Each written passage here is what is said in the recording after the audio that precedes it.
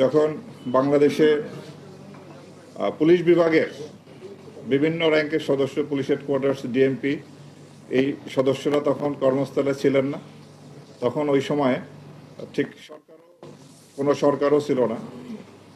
6ই August যখন আমি জানতে পারি যে পুলিশ লাইন রাজারবাগে, সেখানে আমাদের পুলিশ সদস্যরা তারা এক ধরনের অবস্থান করতেছিলেন এবং এই ঢাকা সহ দেশের বিভিন্ন জায়গায় আমাদের যে আক্রান্ত পুলিশ, কোথাও কোনো পুলিশ কাজে ছিল না।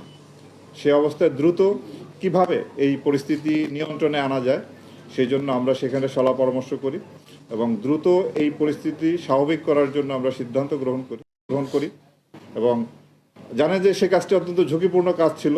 তারপরও সেই ঝুঁকি নিয়েও দেশের বৃহত্তর স্বার্থে এবং পুলিশ বাহিনীর স্বার্থে সে দায়িত্ব তখন আমরা পালন করি এবং এরপরে আমাদের পুলিশ সদস্যদের বেশ ফিরে আসে। তো আমাদের জন্য তখন বেশ কিছু চ্যালেঞ্জ ছিল। প্রথমেই ছিল আনসার বিদ্রোহ, এরপরে বিভিন্ন দাবি দাওয়া নিয়ে বিভিন্ন গ্রুপ রাস্তাঘাট অবরোধ করে তাদের দাবি দেওয়া জানাতে থাকে। সেই পরিস্থিতি মোকাবেলা করাও আমাদের জন্য একটা চ্যালেঞ্জের বিষয় ছিল। সদস্যদেরকে বিরুদ্ধে অভিযান পরিচালনা এবং পরবর্তীতে তাদেরকে আমরা আত্মসমর্পণের উদ্যোগ নেই এবং তার আত্মসমর্পণ করার ফলে ওই এলাকার অপরাধ কিছুটা নিয়ন্ত্রণে আসে। আমরা মোবাইল কোর্ট পরিচালনা করে আসছি।